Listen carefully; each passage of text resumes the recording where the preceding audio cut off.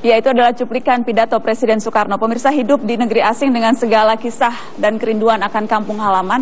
Mereka adalah ribuan anak muda yang dikirim ke luar negeri untuk mengemban amanat penderitaan rakyat. Pergantian rezim mengubah nasib mereka dihadapkan pada sebuah pilihan. Tetap menjadi Indonesia atau bertahan di negeri orang. Untuk membahasnya sudah hadir mantan Menteri Hukum dan HAM Hamid Awaludin. Selamat malam. Bang Hamid, terima kasih sudah hadir. Ada Ketua Komnas HAM Nurholis. Selamat malam, Mas Nurholis. Dan juga sejarawan muda Boni Triana. Selamat malam, Boni. Tadi cuplikan pidato Bung Karno, saya mau ke Boni dulu, sejarawan. Anda pernah menulis reportase panjang soal eksil, soal mereka-mereka yang berada di luar negeri. Ada berapa banyak mereka dalam catatan penelusuran Anda? Mungkin ribuan, 1000 ya paling tidak. Banyak, cukup banyak pada saat itu. Dan sebagian besar kemudian akhirnya sekarang, seperti yang tadi dua cerita dari Pak Roni dan Pak Kuntio, ada yang akhirnya berwarga negara asing. Ya, karena memang dan baru tidak bisa pulang setelah di usia lanjut. Persis, karena tidak punya pilihan. Kalau mereka mau pulang sebagai turis, itu kan ironisnya. Mereka sebagai dengan paspor, tapi jiwa mereka Indonesia tentu saja. Tapi karena kebutuhan administrasi untuk pulang kan butuh paspor. Ya mereka harus memilih, karena waktu itu pilihannya memang mendukung pemerintah Orde Baru yang sangat tidak mungkin bagi mereka, karena mereka mungkin arus informasi juga kan tidak seperti sekarang ya. Artinya mereka pilih itu. Dan kemudian mereka juga menemukan keadaan yang stateless selama beberapa tahun sebelum kemudian mendapatkan ataupun memutuskan untuk mendapatkan warga negara di tempat. Tapi tidak banyak juga dari mereka yang tidak ragu-ragu menyatakan tetap setia pada Soekarno begitu. Banyak, itu rata-rata. Ada contoh dokumen yang kita dapatkan juga? Ya, itu rata-rata seperti itu. Artinya mereka keindonesiaannya tidak usah diragukan. Yang saya kenal misalkan di Belanda ada Pak Mintarjo ya. Dia di Leiden, dia disebut bapak kosnya anak mahasiswa Indonesia di Belanda. Dia tetap punya kegiatan, punya perhatian pada Indonesia dan tidak kalah dengan mereka yang tinggal di sini. Nasionalisme jarak jauh? Iya, saya kira mereka pada saat itu tahun 65, kemudian tahun 70, pada masa Orde Baru, mereka berada di sebuah bui yang tanpa jerajak besi ya. Artinya mereka nggak ada jeruji besinya. Tapi saya kira mereka punya semangat, loyalitas ya, dan juga dedikasi pada Indonesia. Bahkan sampai sekarang kalau kita dengar cerita-ceritanya. Sampai sekarang. Ke Pak Hamid. Pak Hamid, waktu Anda dubes Rusia, tapi sebelumnya Anda Menteri Hukum dan HAM, dan Anda spesifik waktu itu diberikan tugas untuk mengurusi soal kewarganegaraan saudara-saudara jadi gini, yang ketika itu terpaksa berada di luar negeri. Tugas khusus itu tidak ada, tetapi saya buat undang-undang kewarganegaraan yang mengganti undang-undang yang sangat diskriminatif. Itu tahun 2006. Isinya antara lain itu membuka peluang bagi saudara-saudari kita yang di luar kembali menjadi warga negara. Itu sudah kita buka di undang-undang.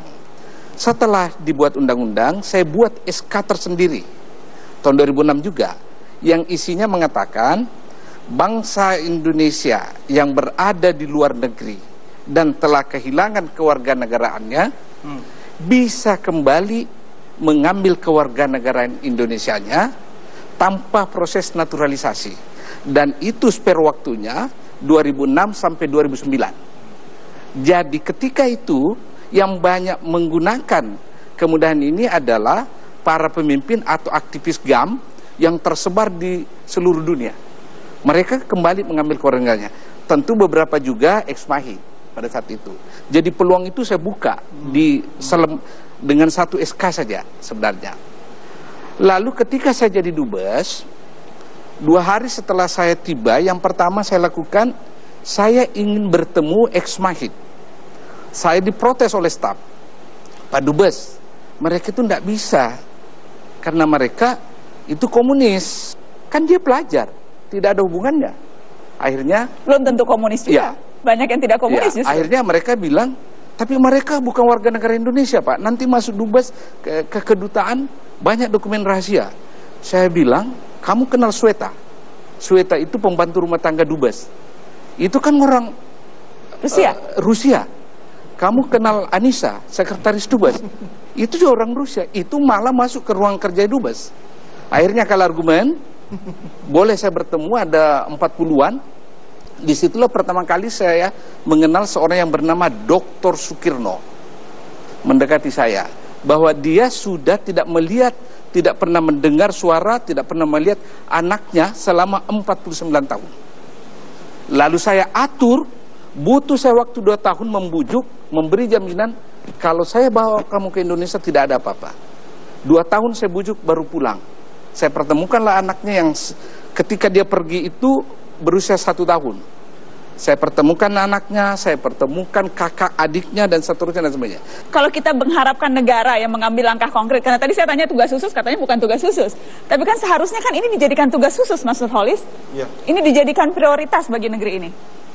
Karena kita tidak mampu menyelesaikan masa lalu kita tersandera dengan masa lalu kita sendiri. Yang kemudian tadi saya mendengar kesaksian itu akan menjadi salah satu beban berat bagi bangsa ini untuk melangkah lebih maju. Nah, seharusnya kan inisiatif-inisiatif yang dilakukan oleh Pak Dubes, inisiatif-inisiatif yang dilakukan oleh masyarakat sendiri dengan mereka saling menjaga hubungan, mereka tetap silaturahmi, itu harus ditindaklanjuti secara konkret oleh negara lewat komitmen yang jelas. Saya ingin ke Bang Hamid, alternatifnya apa Bang Hamid menurut Anda? Saya kira ini ada... Karena kalau kita bicara pencabutan paspor, ada yang bilang, wah itu tidak termasuk pelanggaran HAM berat. Padahal sesungguhnya mencabut kewarganegaraan seseorang, betul. Itu kan kesewenang-wenangan negara. Saya kira sebenarnya secara hukum di Republik Indonesia ini, pintu rekonsiliasi itu sudah terbuka lebar. Ya. Coba lihat, tidak ada lagi stigma, tidak ada lagi larangan bagi keluarga atau mantan yang kita label PKI itu tidak bisa ikut berpartisipasi politik. Mahkamah Konstitusi sudah mencabut larangan itu. Artinya keluarga ataukah orang yang kita label sebagai ex-PKI sudah bisa memilih dan sudah bisa dipilih. Itu luar biasa. Tetapi hari ini ada yang lebih luar biasa, pengakuan Mas Roni bahwa kawan-kawan, saudara-saudari kita ini tidak menuntut ada kata maaf. Itu luar biasa menurut saya. Itu adalah that's the essence of reconciliation. You don't need a word. Perbuatan konkret itu, menurut saya itu sudah langkah maju Pak Roni. Karena kita ini terus terang saja, hal yang paling susah kita lakukan itu menyatakan maaf. Nah, Pak Roni tadi dengan Mas kita satu itu tidak menuntut ada kata, tapi dia menuntut ada action kan.